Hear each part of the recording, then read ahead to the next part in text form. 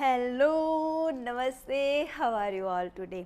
मैं किस तरह से अपने वीडियो को रिकॉर्ड करती हूँ और उसको एडिट करती हूँ वो मैं आप लोगों के साथ शेयर कर रही हूँ। पार्ट 1 में हम लोगों ने देखा कि मैं कौन कौन से इक्विपमेंट यूज़ करती हूँ अपने वीडियो को रिकॉर्ड करने के लिए। आज के वीडियो में हम देखेंगे कि मैं किस तरह से बैठती हूँ मेहंदी के वीडियो रिकॉर्ड करते समय और किस तरह से मैं उसको एडिट करती हूँ, कौन सा सॉफ्टवेयर मैं यूज़ करती हूँ और कौन सा सॉफ्टवेयर फ्री है, इजी है, वो सब हम इस वीडियो में बात करेंगे। तो चलिए पहले देख लेते हैं कि मैं किस तरह से बैठती हूँ जब मैं अपने वीडियो को रिकॉर्ड करती हूँ। जैसे पिछले वीडियो में मैंने आपको बताया, जो भी मेरे लॉन्ग फॉर्म्स वीडियो होते हैं, ट्यूटोरियल वगैरह, उसको मैं अपने कैनन के वीडियो से रिकॉर्डिंग करती हूँ, कैनन के कैमरा से रिकॉर्डिंग करती हूँ। और ये मेरा सेटअप उसी टाइम का है जब मुझे लॉन्ग फॉर्म वीडियो पेपर के ऊपर रिकॉर्डिंग करने होते हैं, जहाँ पर मैं कई बार लाइव ऑडियो भी रिकॉर्ड करती हूँ। जो ट्यूटोरियल बनाती हूँ तो वहाँ पर मैं साथ में, जैसे कि मेरे सामने स्टूडेंट बैठा है और उसको मैं एक्सप्लेन कर रही हूँ, उसी तरह से मैं अपने वीडियो रिकॉर्ड करती हूँ जो स्पेशली ट्यूटोरियल वीडियो होते हैं। तो ये मेरा बहुत ही सिंपल वाला सेटअप है, जहाँ पर विंडो के पास मैंने कैमरे को लगाया है ताकि सामने से सनलाइट आए।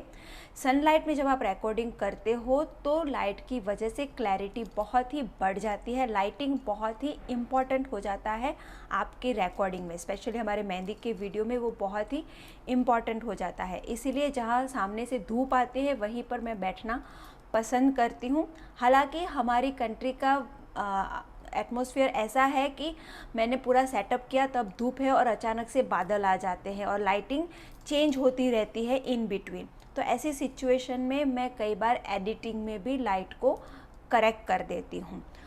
तो ये पूरा सेटअप तब का है जब मैं अपने प्रैक्टिस वीडियो रिकॉर्ड कर रही थी और कुछ मैं लाइव बोल भी रही थी बीच बीच में। तो अगर ऐसा होता है तो मैं कई बार अपना माइक्रोफोन जो बोया का है सिंपल वाला, वो अपने पुराने फ़ोन में लगा के उसके अंदर मैं अपना वॉइस भी साथ में रिकॉर्ड करते जाती हूँ, क्योंकि कई बार जो कैमरे का माइक होता है वो अच्छे से मेरी आवाज़ को पिकअप नहीं करता, तब जो मैंने वॉइस एडिशनली रिकॉर्ड किया होता है वो बहुत ही हेल्पफुल हो जाता है। तो ये सेटअप था जब मैं पेपर के ऊपर रिकॉर्डिंग कुछ भी ट्यूटोरियल बनाती हूँ और रिकॉर्डिंग करती हूँ। लेकिन जब मैं अपने खुद के हाथ पे मेहंदी की डिज़ाइन बनाती हूँ तब का मेरा सेटअप थोड़ा सा डिफरेंट है। तो उस सेटअप में क्या होता है कि मैं एक स्मॉल टेबल पे शिफ्ट हो जाती हूँ। अगेन जो लाइट है वो साइड से आ रही है और मेरे हाथ पे गिर रही है, वो होना बहुत ही ज़रूरी है।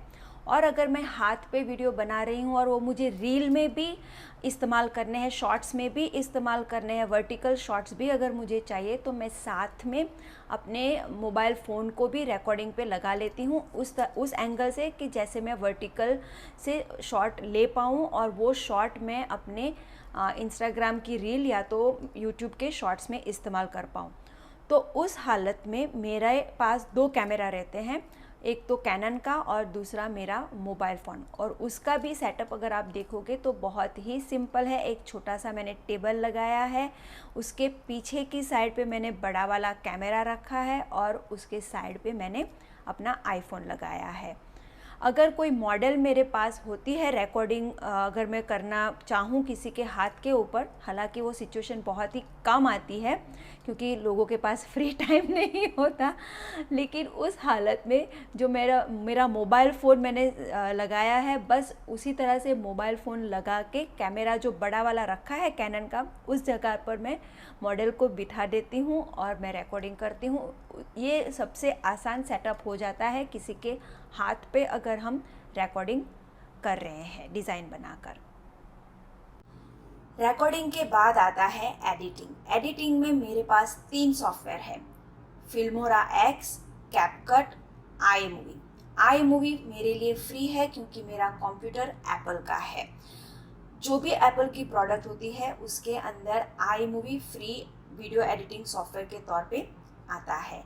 कैपकट मैं रील के लिए, जो इम्प्रॉम्प्टू रील मेरा मोबाइल में मैं एडिट करती हूँ उसके लिए मैं यूज़ करती हूँ, फ्री है वो भी, लेकिन इंडिया में वो अवेलेबल नहीं है क्योंकि टिकटॉक जो कंपनी है उसी का ये कैपकट है। तो इंडिया के ऑडियंस VN एडिटर करके एक दूसरा सॉफ्टवेयर है, वो यूज़ कर सकते हो। मैंने वो यूज़ नहीं किया है तो उसके बारे में ज़्यादा कुछ बताना मेरे लिए मुनासिब नहीं है।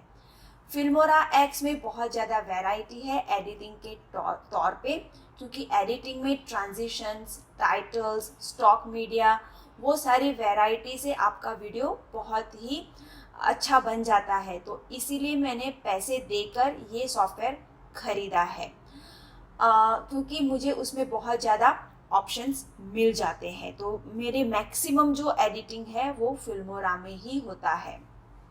अब मैं वीडियो को किस तरह से एडिट करती हूँ उसके बारे में थोड़ा सा मैं एक्सप्लेन कर देती हूँ, क्योंकि एडिटिंग अपने आप में एक बहुत ही लंबा टॉपिक है, लेकिन कुछ बेसिक पॉइंट्स मैं आप लोगों को एक्सप्लेन कर देती हूँ। जो कैनन में मेरा रिकॉर्डिंग होता है वो SD कार्ड में होता है, इसीलिए वो कंप्यूटर पे ट्रांसफ़र हो जाता है।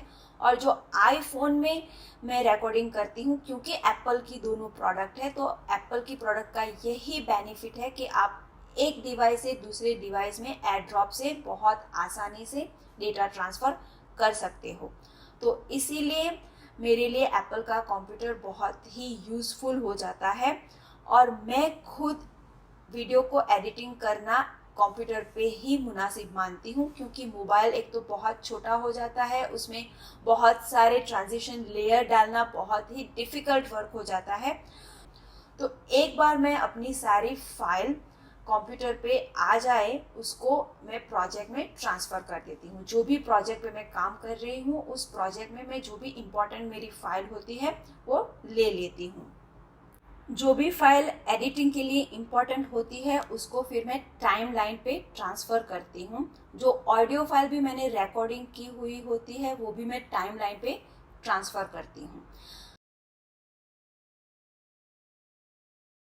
अब फिल्मोरा में ये बहुत अच्छा एक ऑप्शन है, कैपकट में भी है ये ऑप्शन, स्पीड रैम्पिंग। तो वीडियो को आप एक ही वीडियो को आप डिफरेंट स्पीड पे कर सकते हो, प्ले कर सकते हो, कन्वर्ट कर सकते हो। तो ये बहुत ही एक इम्पॉर्टेंट फैक्टर है फिल्मोरा का और कैपकट का कि आप उसकी स्पीड के साथ खेल सकते हो। तो इसीलिए मैं फिर जहाँ पे मुझे लगता है कि वीडियो को स्पीड अप कर देना है तो वहाँ पर मैं ज़्यादा स्पीड डालती हूँ, कुछ स्लो डाउन होता है उसको मैं स्लो डाउन करती हूँ। तो इस तरह से मैं वीडियो की स्पीड एडजस्ट कर लेती हूँ। और हाँ, सबसे पहले टाइमलाइन पे मैं सारी फाइल जब लेती हूँ तो उसके अंदर सराउंडिंग ऑडियोज़ पूरी आवाज़ आ जाती है, उसको मैं पहले डिटैच करके डिलीट कर देती हूँ। जो भी आवाज़ आजू बाजू की है, विंड की या कोई भी, तो वो सबसे पहले मैं क्लियर आउट कर देती हूँ डिटैच ऑडियो करके।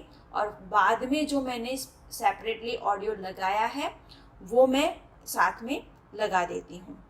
वीडियो और ऑडियो फाइल सेपरेट होने की वजह से जहाँ पर भी मुझे कुछ ऐसा लगे कि कुछ पार्ट को मुझे ट्रिम ऑफ करना है, तो ऐसा उसमें एक कैची जैसा सिंबल है जो साथ में टाइमलाइन में प्ले करता है, तो उस कैची का इस्तेमाल करके मैं ऑडियो या तो वीडियो फाइल को ट्रिम बहुत आसानी से कर सकती हूँ। फिर जैसे मैंने कहा कि वीडियो में टेक्स्ट भी बहुत इम्पॉर्टेंट है और फिल्मोरा में बहुत सारे वेरिएशन है जिसका आप यूज़ कर सकते हो। जैसे कि आपको अगर कुछ टाइटल भी डालने हैं, सब टाइटल्स डालने हैं, आपको कुछ बबल इंफॉर्मेशन डालनी है, तो फिल्मोरा के साथ बहुत सारे ऑप्शन होने की वजह से आप प्ले अराउंड कर सकते हो। जैसे कि यहाँ मैं बहुत ही सिंपल वाला ये टाइटल डाल रही हूँ वीडियो के एंड में, जो मैंने अपनी प्रैक्टिस में डाला था। तो यहाँ पर आप फॉन्ट, साइज, स्टाइल वगैरह चेंज करके थोड़ी सी वैरायटी ला सकते हो अपने वीडियो में, और टेक्स्ट आपके वीडियो को बहुत ही इंटरेस्टिंग बनाता है। जिस तरह से आप टेक्स्ट को इन बिटवीन यूज़ करते हो वीडियो में, उससे आपका वीडियो बहुत ही इंटरेस्टिंग बनता है। तो ये एक दो एग्जाम्पल है टेक्स्ट के, वो मैं यहाँ पर करके आपको दिखा रही हूँ कि किस तरह से आप वीडियो में टेक्स्ट को डाल के उसमें एक वेरिएशन ला सकते हो वीडियो में। हिंदी का जो वीडियो है ना वो बहुत ही मोनोटोनस हो जाता है, एक समान चलता रहता है। तो आप उसमें अगर इन बिटवीन कुछ टेक्स्ट वगैरह डालते हो तो उससे थोड़ा सा स्क्रीन में वेरिएशन आता है और ऑडियंस का जो अटेंशन होता है वो भी कंटिन्यू रहता है। बहुत ही सिंपल एडिटिंग ट्रिक है कि अगर आपका वीडियो आपको लगे कि बोरिंग हो रहा है, एक समान चल रहा है, तो इन बिटवीन थोड़ा सा टैक्स डाल के आप उसको एक इंटरेस्ट ला सकते हो। फिल्मोरा में एनिमेशन के भी बहुत सारे ऑप्शन हैं, जैसे कि आपके वीडियो को जूम इन, जूम आउट, या तो किसी भी तरह की मूवमेंट आपको देनी है वो की फ्रेम से आप बहुत ही आसानी से कर सकते हो।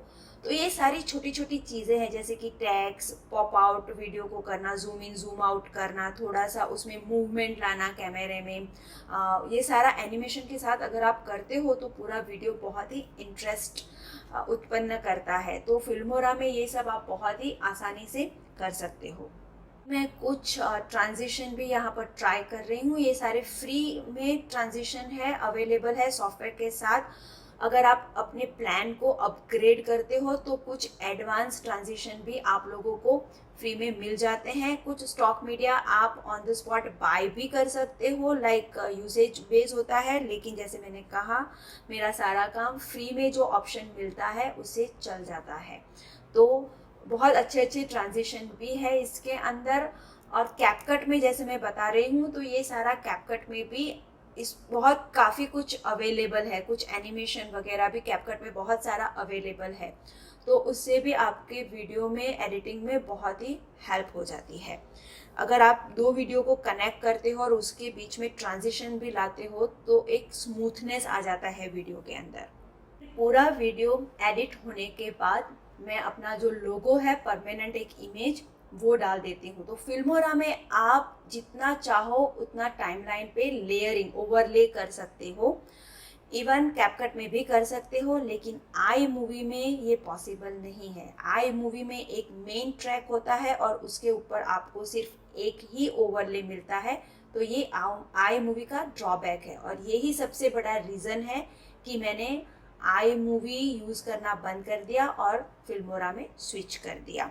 तो मेरा लोगो एक बार लग जाने के बाद पूरा वीडियो में चेक कर लेती हूँ, पूरा एनिमेशन और वॉइस वगैरह सब कुछ मैं चेक कर लेती हूँ। फाइनल चेक हो जाने के बाद मैं वीडियो को MP4 वर्जन में एक्सपोर्ट कर देती हूँ और हाई क्वालिटी में HD वर्जन में मैं अपने वीडियो को डाउनलोड करती हूँ, एक्सपोर्ट करती हूँ, ताकि वीडियो की क्वालिटी आपके लिए बहुत ही बेहतरीन रहे। एक बार वीडियो डाउनलोड हो जाए, एक्सपोर्ट हो जाए, उसके बाद मैं YouTube पे उसको अपलोड करती हूँ। पूरी जो इन्फॉर्मेशन हमें वहाँ पे डालनी होती है YouTube पे, टाइटल, टैग्स, डिस्क्रिप्शन, वो सारा करके वीडियो को मैं स्केड्यूल कर देती हूँ, ताकि जो मेरा गुरुवार का 4 बजे का टाइम है, ये नया टाइम है। पहले मैं फ्राइडे को वीडियो अपलोड करती थी, अब मैं गुरुवार को 4 बजे अपलोड करती हूँ। तो मैं वो टाइम पे अपने वीडियो को स्केड्यूल कर देती हूँ, तो वो ऑटोमेटिक उस टाइम पे वीडियो को आपके लिए लाइव कर देता है। तो आई होप जो भी मैंने आप लोगों को एक्सप्लेन किया कि किस तरह से मैं रिकॉर्ड करती हूँ, एडिट करती हूँ, छोटी छोटी जो बातें थी वो आप लोगों को एटलीस्ट स्टार्ट करने के लिए हेल्पफुल रहेगी। अगर आप चाहते हो कि इन सारे टॉपिक पे मैं डिटेल में वीडियो बनाऊं तो मुझे कमेंट के ज़रिए ज़रूर बताइएगा, क्योंकि हर एक टॉपिक, जैसे मैंने कहा, अपने आप में बहुत ही एक लेंथी टॉपिक है और मैं आप लोगों का इतना सारा समय नहीं लेना चाहती। इसलिए जो भी बेसिक था वो मैंने आप लोगों को इस वीडियो में कवर करके एक्सप्लेन कर दिया है कि एक वीडियो के लिए sitting position, recording, editing, lighting, text, animation, transition, वो सब बहुत ही इम्पॉर्टेंट होता है। और अगर आप उन सब चीज़ों को ध्यान में रखते हो तो एक आप बहुत ही खूबसूरत सा वीडियो बना सकते हो। तो चलिए, इसी के साथ मैं बिना आर्ट पैशन